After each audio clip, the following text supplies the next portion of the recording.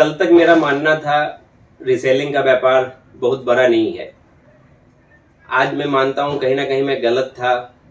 आज का जो माहौल हो गया है, जो सिचुएशन है, रीसेलिंग का व्यापार भी काफ़ी बड़ा कर सकते हैं। रीसेलिंग के व्यापार में कुछ महत्वपूर्ण चीज़ों का ध्यान रखना ज़रूरी होता है। तो बात करेंगे आज हम उस महत्वपूर्ण विषयों पर जिसका ध्यान रख करके आप रीसेलिंग का व्यापार काफ़ी बड़ा कर सकते हैं। तो वो कौन से महत्वपूर्ण बातें हैं वो जानेंगे आज के वीडियो में। उससे पहले अगर आप चैनल पे नए हैं तो चैनल को सब्सक्राइब कर लें। नमस्ते दोस्तों, मैं राकेश अग्रवाल स्वागत करता हूं आपका एक बार फिर से बिजनेस की बातों में। तो आज हम बात करने वाले हैं रीसेलिंग के व्यापार में वो कौन सी महत्वपूर्ण बातें हैं जिसे फॉलो करके हम अपना व्यापार को आसानी से और अच्छे से सेट कर सकते हैं। अगर आप कोई भी रीसेलिंग का व्यापार शुरू करते हैं तो आपको वहाँ पे टिके रहना जरूरी है। मतलब यूं कहें तो एक क्रिकेटर की तरह पिच पे जैसे डटे रहना जीतने के लिए जरूरी होता है, उसी तरह हमें भी उस व्यापार में टिके रहना होगा। क्योंकि जरूरी नहीं है कि आप रीसेलिंग में साड़ियों का ही व्यापार करें। आज काफ़ी सारे प्रोडक्ट हैं, आज कॉस्मेटिक प्रोडक्ट हैं, होम प्रोडक्ट हैं। मतलब प्रोडक्टों की कमी नहीं है। मतलब हर फील्ड में नए नए प्रोडक्ट आ रहे हैं और हर प्रोडक्ट की रीसेलिंग अच्छी हो रही है। तो आप जो भी व्यापार सोचे करने के लिए रीसेलिंग, उसमें आप डटे रहें। समय समय पे आप सुझाव लेते रहें दूसरे रीसेलर्स का। आज कोई भी रीसेलर्स जिसे एक्सपीरियंस है उनसे कभी भी आप बात कर करके आज रीसेलिंग में होने वाली दिक्कतों के बारे में समझ सकते हैं। कोई भी रीसेलर है वो अपना अनुभव आपके साथ शेयर करता है, तो उस अनुभव के साथ आप अपना रीसेलिंग का व्यापार अच्छा कर सकते हैं। नीति निर्माण पे, यूं कहें तो पॉलिसी मेकिंग पे भी आपको फोकस करना पड़ेगा। आज हर रीसेलर की या हर बिजनेस की एक पॉलिसी होती है, आपको उस पॉलिसी का निर्माण करेगा, उस पॉलिसी के हिसाब से आपको चलना होगा। आज रीसेलिंग एक पीस का भी होता है, सेट टू सेट का भी होता है। पहले आप ये समझ लीजिए कि आपको रीसेलिंग करनी कैसी है। आप सिंगल पीस रीसेल करना चाहते हैं या सेट टू सेट रीसेल करना चाहते हैं, ये चीज़ आप पे डिपेंड करती है। आज हम सिंगल पीस का काम नहीं करते और ना ही किसी रीसेलर को सिंगल पीस के लिए हम बुलाते भी हैं या उनको अटेंड करते हैं। हमारा काम टोटल सेट टू सेट है। आप अगर अपने गांव में, अपने शहर में आप चाहें तो आप अपने आसपास बेचने वाले लोगों को भी हमारा माल दिखा करके, ऑर्डर ले करके आप ऑर्डर हमें दे सकते हैं। क्योंकि आज कहीं ना कहीं सिचुएशन समय ऐसी हो गई है कि लोगों के पास पैसे की कमी है, लोग अपना इन्वेस्टमेंट कर नहीं पाते। वो चाहते हैं हम व्यापार में कम से कम इन्वेस्ट करें और व्यापार भी ज़्यादा कर ले। उस कंडीशन में आज रिसेलिंग का व्यापार जो है वो काफ़ी कारगर साबित हो रहा है। तो आज काफ़ी लोगों ने ये पॉलिसी बनाई है अपने रिसेलिंग के व्यापार में, जिसमें इन्वेस्टमेंट कम करना पड़े और सेल भी ज़्यादा से ज़्यादा ले सके। चलते हैं आगे, अपने बात करते हैं बड़े व्यापारियों के साथ जुड़ करके व्यापार करना। क्योंकि आज कोई भी रिसेलिंग का व्यापार है, अच्छे व्यापारी और बड़े व्यापारी आपको मिलेंगे तभी आप रिसेलिंग का व्यापार अच्छा कर सकते हैं। क्योंकि व्यापार में सिर्फ माल बेचना ही वहीं तक व्यापार नहीं होता, उसके बाद की जो सर्विस होती है वो भी देखना पड़ता है। तो वो आपको अच्छे और बड़े व्यापारियों के साथ ही मिल सकती है। तो ये ऐसी कुछ महत्वपूर्ण चीज़ें थी जिसे आप अगर फॉलो करते हैं तो आप रिसेलिंग का व्यापार अच्छे से सेट कर सकते हैं। तो अब बात करते हैं आज रिसेलिंग के व्यापार में क्या क्या चुनौतियां आती हैं, क्या क्या चैलेंज है जो आज एक रिसेलर को फेस करना पड़ता है। आप भी रिसेलिंग का व्यापार कर रहे होंगे, कमेंट में आप भी बताइएगा आपके सामने क्या क्या चुनौतियां आती हैं, क्या क्या किन किन चीज़ों का दिक्कत होता है। कोशिश करूंगा मैं आपके हर सवाल का जवाब देने का। कुछ सवाल हमारे पास पहले भी आए हैं कि रिसेलिंग के व्यापार में हमें ये चुनौतियाँ आती हैं। तो बात करते हैं उस चुनौतियों में। सबसे पहली चुनौतियाँ हैं डिलीवरी पार्टनर।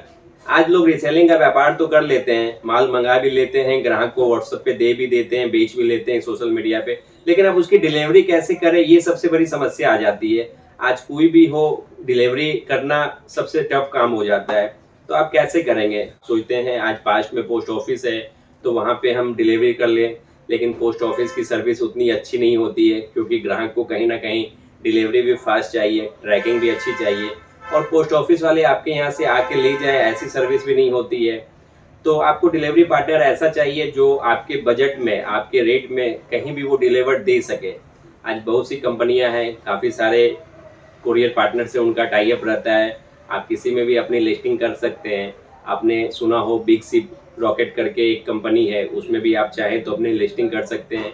आप विश्वास नहीं करेंगे, 22-23 रुपये में आधी किलो का पार्सल वो कहीं भी शिप कर देती है, क्योंकि एक साड़ियों का वजन ऑलमोस्ट इतना ही होता है। तो काफ़ी कम बजट में आप कहीं भी शिप करवा सकते हैं।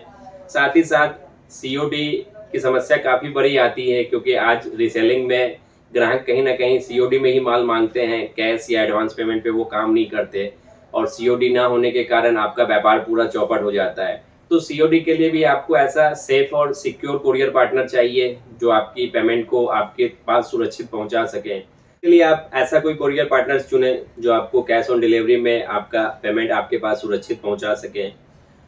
रीसेलिंग के अंदर में टाइमिंग भी बहुत महत्वपूर्ण रखती है, क्योंकि आज जब आप रीसेलिंग करते हैं तो ज़रूरी नहीं है कि आप कंज्यूमर को डायरेक्ट रीसेलिंग कर रहे हो, आप किसी और के थ्रू भी रीसेलिंग करते हैं, क्योंकि जो रीसेलिंग का व्यापार है वो कहीं न कहीं एक दूसरे काफ़ी लोगों से जुड़ा रहता है। आज एक साड़ी कहीं भी कंज्यूमर के पास जाती है तो हो सकता है उसके पीछे भी 2-3 बीच में रीसेलर हो सकते हैं। तो हर किसी को अपनी रेपुटेशन बनानी होती है, हर किसी को ग्राहक के सामने फेस करना होता है। तो डिलीवरी जितनी जल्दी हो सके उतनी जल्दी मिल सके, ऐसा कुरियर पार्टनर चुनना पड़ेगा।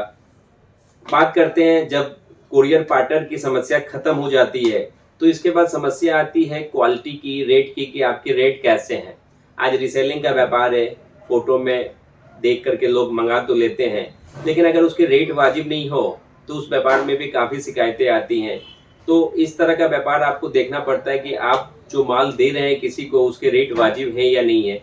सिर्फ फोटो मॉडलिंग पे देख करके किसी को भी गुमराह करके बेच देना, वो व्यापार एक ही बार हो पाता है, दोबारा नहीं हो पाता है। तो ये सब काफ़ी चैलेंजेस हैं जो कि मतलब रीसेलिंग के व्यापार में आते हैं। लोग बेच तो देते हैं, लेकिन रेट के अनुकूल क्वालिटी नहीं मिलती है और शिकायतें उनके पास आती हैं। फिर उनको आगे शिकायत करो, फिर आगे शिकायत करो, इस तरह से पूरा नेटवर्क डिस्टर्ब हो जाता है। उसके बाद जो चैलेंज आते हैं जब आप माल बेच देते हैं रीसेलिंग में, उसके बाद आप सर्विस कैसी देते हैं। आप अपने कस्टमर क्लाइंट को पूछते हैं कि आपको माल कैसा लगा, कोई डिफेक्टिव तो नहीं निकला। तो इस तरह की चीज़ें जो हैं वो आपको करनी पड़ती हैं। तो ये चुनौतियाँ आपको देखनी है कि ये चुनौतियों को आप कितना इस चुनौतियों पे काम कर पाते हैं। अगर कहने जाऊँ तो इस चुनौतियों को आप आसानी से सॉल्व कर सकते हैं, बस आपको 2 चीज़ों का ध्यान रखना है। अगर इस 2 चीज़ को आप ध्यान रख लेते हैं तो ये चुनौतियाँ आपकी बहुत जल्दी समाप्त हो जाएँगी। अच्छा कुरियर पार्टनर, जैसा कि मैंने बताया, कुरियर पार्टनर अच्छा होगा तो आपकी कुरियर की सारी समस्या समाप्त हो जाएँगी। और आपका एक सप्लायर अच्छा होना चाहिए। अगर सप्लायर आपका अच्छा है तो वहाँ पे रेट की कैलकुलेशन, क्वालिटी की कैलकुलेशन, ये सारी खत्म हो जाएँगी। तो आपको बस 2 ही चीज़ों पे ध्यान देना है, एक कुरियर पार्टनर आपका अच्छा हो और एक सप्लायर आपका अच्छा हो। अगर आप ये दोनों चीज़ों पे अगर आप फ़ोकस कर लेते हैं तो आपका रीसेलिंग का व्यापार काफ़ी अच्छा चलेगा, काफ़ी अच्छा होगा। दिन दुगना रात चौगुना उसमें ग्रोथ होगी। तो कैसी लगी आज के एपिसोड की जानकारी कमेंट में ज़रूर बताइएगा। चैनल पे अगर नए हैं तो चैनल को सब्सक्राइब कर लीजिए।